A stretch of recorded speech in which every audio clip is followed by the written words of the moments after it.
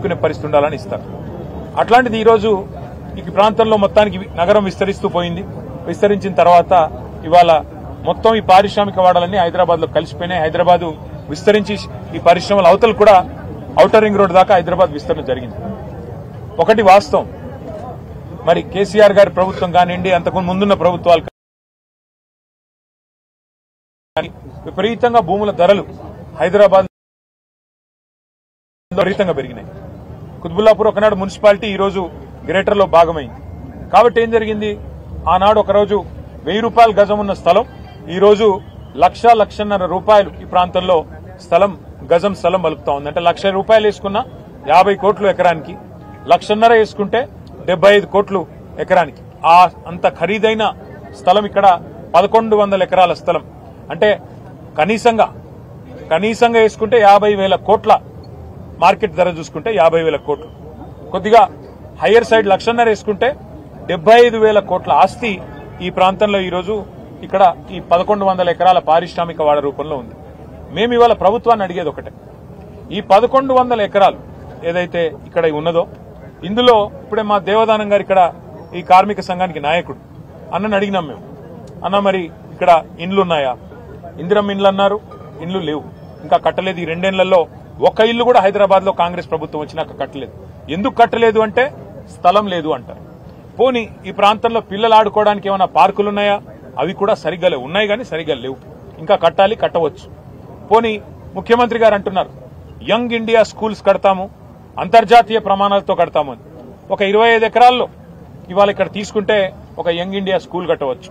లేదు పక్కనే ఉన్న నియోజకవర్గానికి కూడా లేదు అనుకుంటే కూకట్పల్లికి కూడా ఇక్కడే బ్రహ్మాండమైన స్కూళ్లు ఒక 4-5 స్కూళ్లు ప్లాన్ చేయవచ్చు, వేలాది మంది పిల్లలకు అవకాశం ఇవ్వచ్చు. అది కూడా చేయరంట.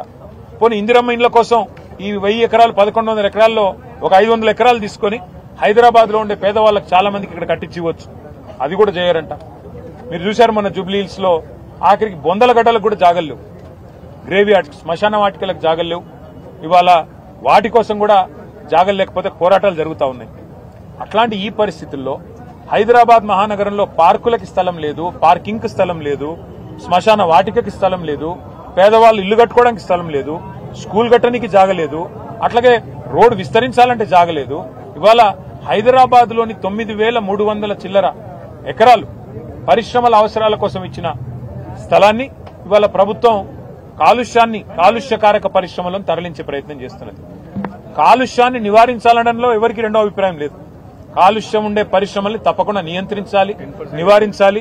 వాటిని కావాలంటే మీరు గ్రీన్ ఇండస్ట్రీ కింద మార్చండి, ఎవరికి అభ్యంతరం లేదు. ఎందుకంటే ఇక్కడ కార్మికుడికి లాభం, అటు పరిశ్రమకి లాభం అల్టిమేట్ గా ఇచ్చిన మరి ఉద్దేశం అది. కానీ ప్రభుత్వం ఏమంటున్నది, ఈ 9,300 ఎకరాలు అది కూడా ఎంత ధరకి? ఇక్కడ మార్కెట్ ధర 1,00,00,000 ఉంది గజం, అంటే ఎకరం 50 నుంచి 75 కోట్లు ఉంది. కానీ ప్రభుత్వం ఏమంటుంది, రిజిస్ట్రేషన్ ధర 12,000 ఉంది. ఇక్కడ మీరు 4,000 కడితే చాలు, 4,000 రూపాయలు కడితే చాలు గజం, అంటే ఎకరానికి 1,60,00,000 ఇది అవుతుంది అనుకుంటా. 1,60,00,000 కడితే నీకు 50 కోట్ల నుంచి 75 కోట్ల విలువ చేసే భూమిని ఫ్రీగా ఇస్తా, అది తీసుకొని నువ్వు అపార్ట్మెంట్లు కట్టుకో, నువ్వు బ్రహ్మాండంగా 10 తరాలకు తరిపడా ఆ పారిశ్రామికవేత్త పెద్ద ఆయన ఎవరైతే ఉన్నారో ఆ యాజమానిగా వారు సంపాదించుకోవచ్చు అని చెప్తున్నారు. కానీ వాస్తవం ఏంది, ఇది ప్రజల భూమి, ప్రజల సంపద. ఈ ప్రజల భూమిని ఆనాడు ప్రభుత్వాలు ప్రజల దగ్గర నుండి సేకరించి, రైతాంగం దగ్గర గాని రెవెన్యూ భూములు గాని సేకరించి పరిశ్రమలకు ఇచ్చిన ఉద్దేశం ఉపాధి కల్పన, సేకరించి ఈ పారిశ్రామికవేత్తలకు కట్టబెట్టిన ఉద్దేశం రాష్ట్ర ఆదాయం పెరగాలని, అంతేగాని ప్రైవేట్ వ్యక్తుల జేబులు నిండాలని కాదు. అందుకే ఈ 9,300 ఎకరాల భూ కుంభకోణం, 5 లక్షల కోట్ల భూ కుంభకోణం ఏదైతుందో దీన్ని బీఆర్ఎస్ పార్టీ క్షేత్రస్థాయిలో పోరాడాలని చెప్పే నిర్ణయం తీసుకుని నిన్న ఉప్పల్ నియోజకవర్గంలో, అట్లాగే నిన్న మల్కాజ్గిరి నియోజకవర్గంలో మా నాయకులు మత్స్సునాచారి గారు, జగదీష్ రెడ్డి గారు, వారందరూ కూడా కొన్ని బృందాలు అక్కడ పోయినాయి. ఇవాళ మేమందరం కూడా, నేను, మా వివేక్ గారు, మా కృష్ణారావు గారు ఎమ్మెల్యే గారు, అట్లాగే పల్లా రాజేశ్వరరెడ్డి గారు, మా సత్యవతి రాథోడ్ గారు, ఎమ్మెల్సీ రాజు గారు, మేమందరం ఇక్కడికి రావడం జరిగింది. మిగతా బృందాలన్నీ కూడా ఇవాళ వివిధ పారిశ్రామిక వాడల్లో పర్యటనకు వెళ్తా ఉంది.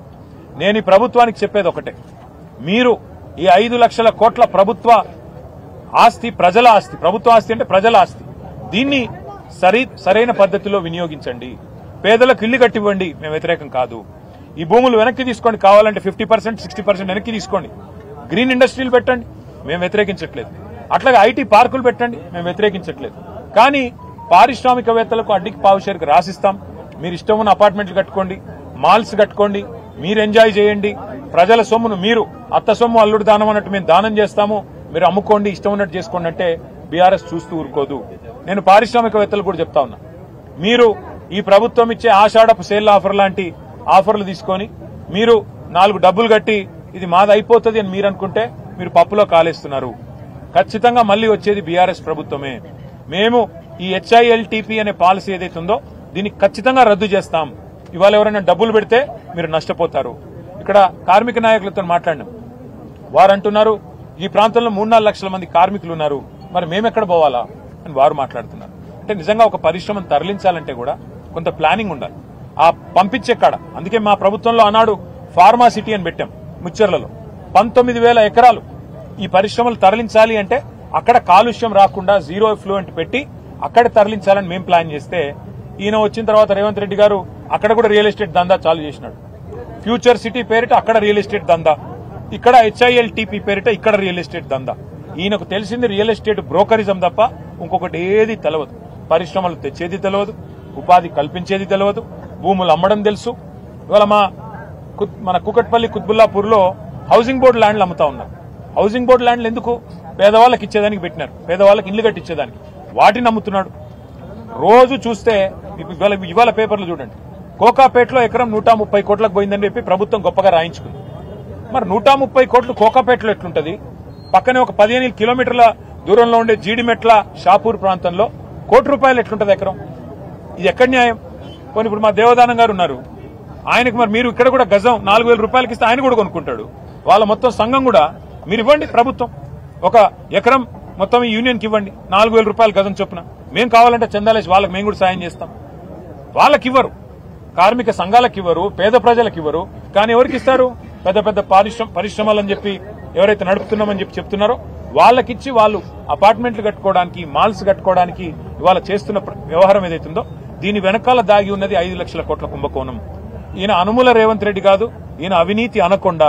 ఈయన అన్నదమ్ముళ్ళు, ఈయన చుట్టూ ఉండే కొంతమంది రియల్ ఎస్టేట్ మాఫియా, వాళ్ళందరూ కలిసి ఈ 9,300 ఎకరాల మీద కన్నేసి వాటిని కాజేయడానికి లక్షల కోట్ల రూపాయలు ఢిల్లీకి కప్పంగా కట్టడానికి, ఢిల్లీ పెద్దలకు పంపి పదవులు కాపాడుకోవడానికి మూటలు పంపి చేస్తున్న ఒక కుయుక్తి.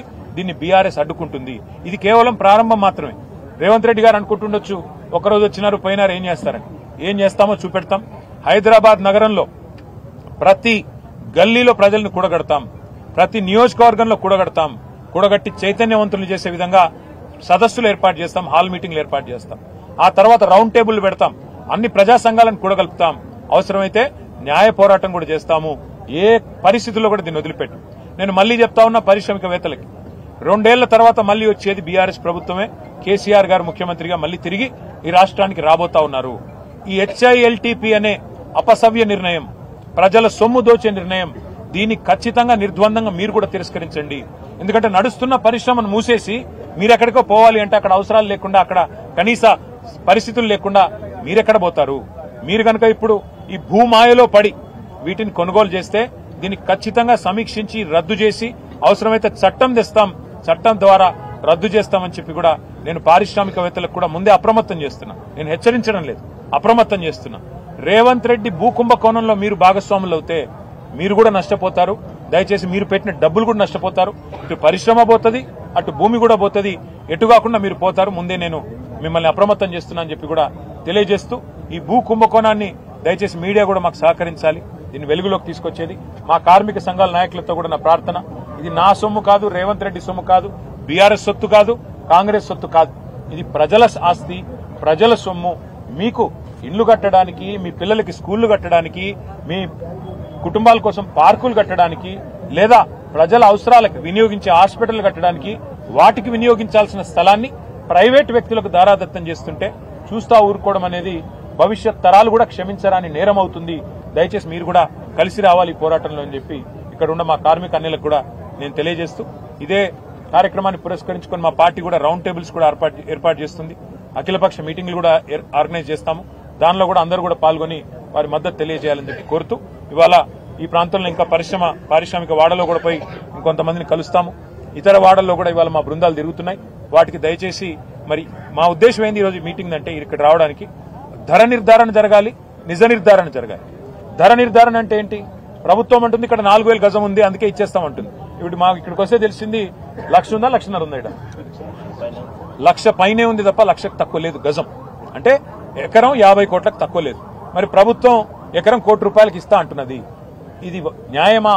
ప్రజలు ఆలోచించాలి. ఈ ప్రాంత ప్రజలు ముఖ్యంగా పూర్తి స్థాయిలో దీన్ని అర్థం చేసుకోవాలని కోరుతాం.